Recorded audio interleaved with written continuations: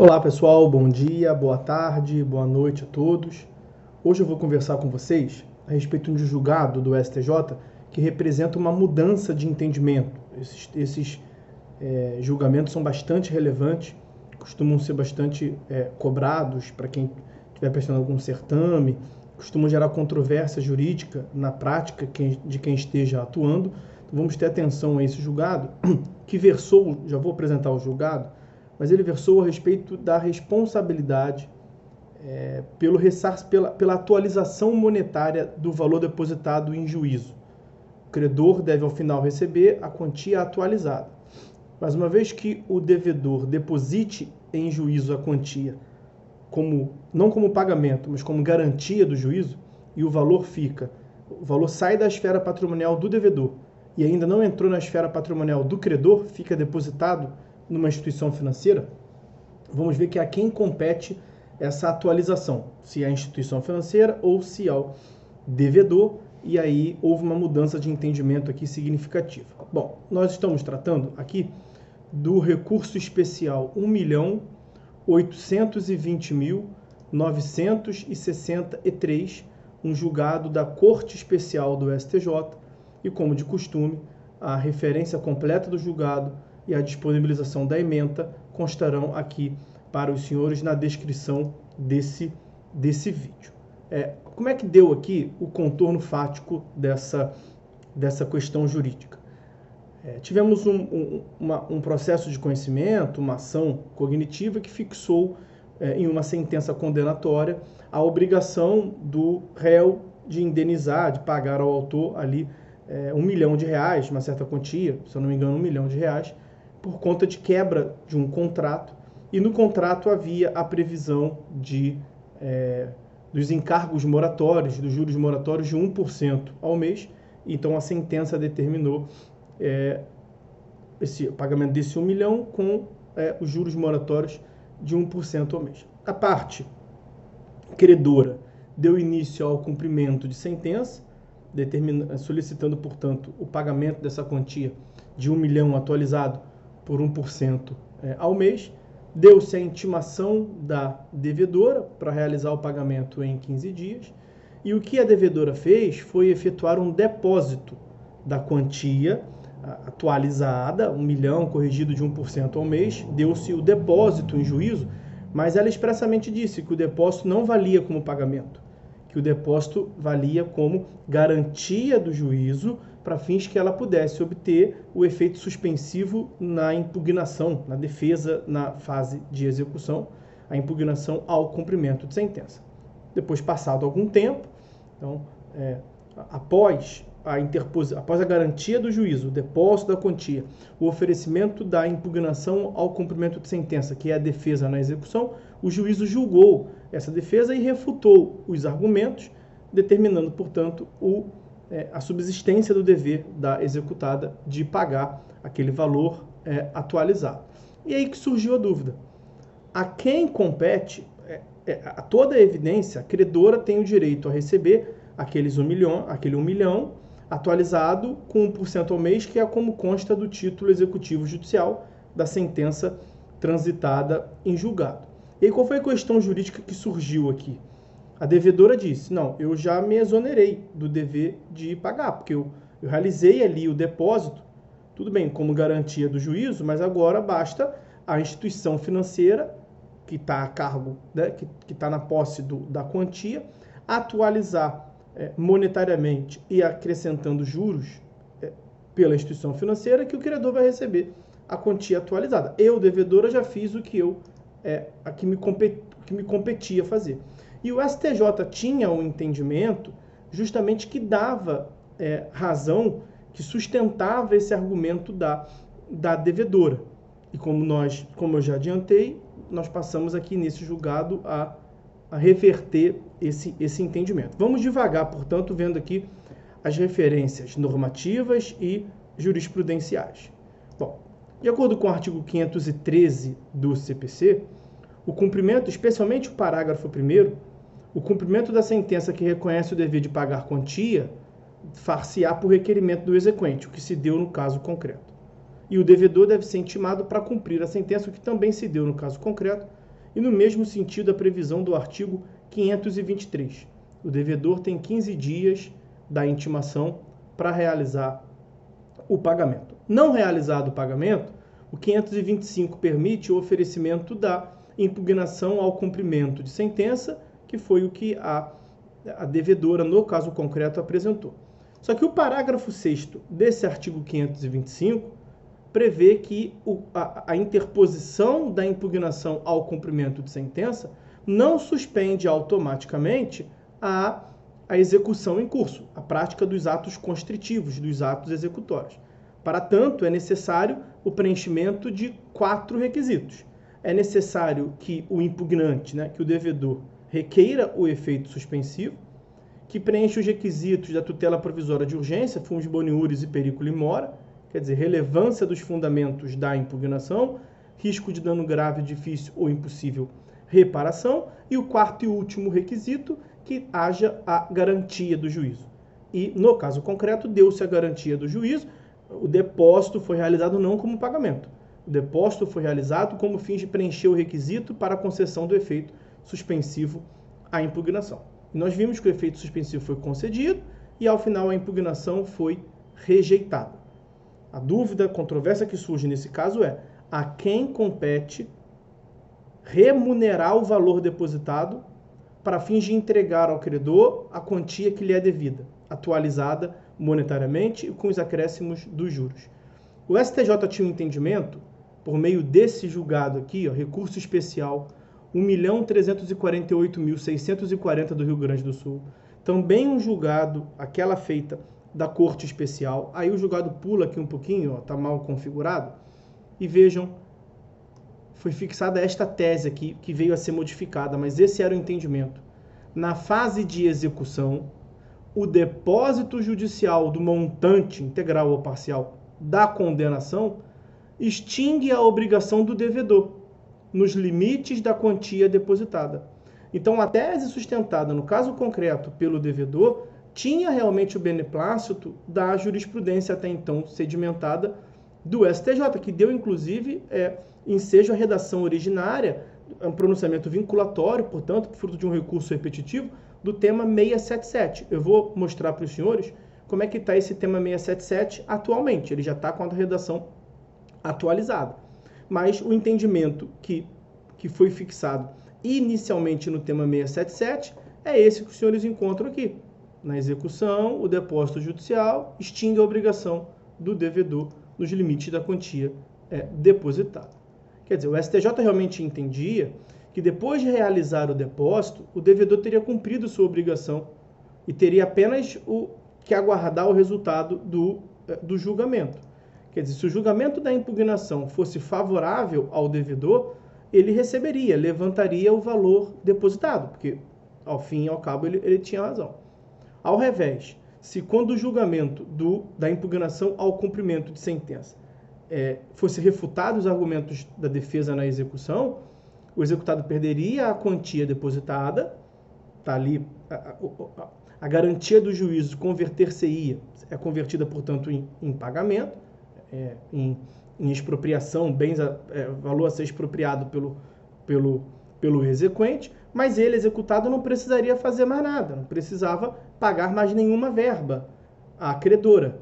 Por quê? Porque o termo final dos juros de mora, entendi o STJ, seria a data do depósito. Em relação ao executado, né? Então, da data do depósito em diante, quem responderia por juros e correção monetária seria a instituição financeira depositária. A instituição financeira, o banco que ficou com o depósito da quantia em juízo. Essa solução parecia realmente a mais adequada. O problema é que surgiu um problema prático relevante. Quer dizer, muitas vezes, por que surgiu um problema prático relevante? No mais das vezes, os índices de juros e correção monetária que o Sistema Financeiro Nacional impõe aos bancos remunerarem aos seus clientes, ele é mais baixo do que a previsão contratual. Os bancos atualizam monetariamente, remuneram mediante juros com os índices da caderneta de poupança.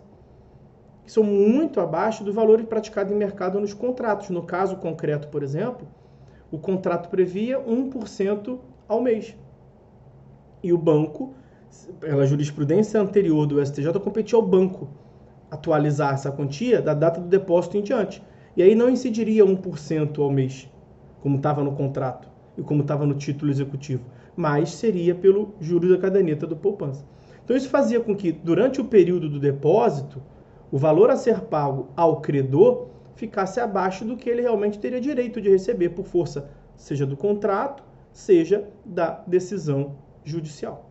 Então, com base nesses argumentos, nós tivemos esse novo entendimento do STJ que reverteu, portanto, a sua jurisprudência. Eu já vou lhes dizer os fundamentos usados pelo STJ, mas eu vou direto ao ponto para ver como é que está a redação atual do digníssimo tema 677, que foi alterado. Qual é a tese atual? Na execução, o depósito efetuado a título de garantia do juízo, como na hipótese, ou decorrente da penhora de ativos financeiros, penhora online, não isenta o devedor do pagamento dos consequitários de sua mora, conforme previsto no título executivo, no caso a sentença, devendo-se, quando da efetiva entrega do dinheiro ao credor, deduzir do montante final devido o saldo da conta judicial. Quer dizer, você vai ver qual é o valor global devido ao credor. Então, vamos ter um valor depositado, esse valor depositado vai ser atualizado pela instituição financeira e será transferido ao credor, beleza. Você vai pegar o valor global devido pelo devedor, o valor que foi transferido, e competirá ao devedor realizar um pagamento suplementar para tratar dessa diferença. Por quê? O que o STJ disse nesse julgamento? Que a instituição financeira que guarda o valor continua sendo responsável pelos juros e pela correção monetária que já incidiam sobre o valor depositado. Só que nós vimos que ela remunera a menor. E aí, segunda conclusão, o devedor, por sua vez, é responsável pelos encargos de mora previsto contratualmente, previsto no título executivo, e que continuam a incidir após o depósito. Então, essa diferença que, no mais das vezes, ocorrerá entre a remuneração da instituição financeira e a remuneração devida pelo devedor, o devedor deverá cobrir este saldo, naturalmente, só o saldo devedor, abatendo o valor que já foi atualizado pela instituição financeira para evitar também um enriquecimento sem causa. Quer dizer, a obrigação da instituição financeira depositária pelo pagamento dos juros e correção monetária sobre o valor depositado convive simultaneamente com a obrigação do devedor de pagar os consequitários próprios de sua mora, segundo previsto no título executivo, até que ocorra o efetivo pagamento, o efetivo cumprimento da obrigação a favor do credor. O termo final da incidência dos juros moratórios da correção monetária para o devedor não deve ser, como inicialmente entendeu o STJ, não deve ser a data do depósito ou a data de eventual penhora, mas deve ser a data do efetivo levantamento do valor, a disponibilização quando aquele numerário entra na esfera patrimonial, portanto, do credor. Enquanto não se efetiva o pagamento, ainda subsiste a mora. Esse é o grande fundamento utilizado pelo STJ. E aí, para encerrar o vídeo, algumas referências normativas que o STJ utilizou para referendar esse entendimento. Artigos 394 e 395 do Código Civil. Considera-se em mora o devedor que não efetuar o pagamento. Quer dizer, pagamento aqui entendido não como a saída do numerário da esfera patrimonial do devedor, mas como o ingresso do numerário na esfera patrimonial do credor. Quando o devedor deposita em juízo, você não pode entender isso como pagamento, especialmente quando ele afirma não equivale a pagamento. É uma mera garantia do juízo. Aquele valor não pode ser levantado pelo credor, então em relação ao credor não houve pagamento. 395 do Código Civil. Responde o devedor pelos prejuízos a que sua mora der causa, mais juros, atualização dos valores monetários, segundo o índice oficiais regularmente estabelecido, e honorários do advogado, são os consectários da mora. Também o 401, inciso 1º do Código Civil.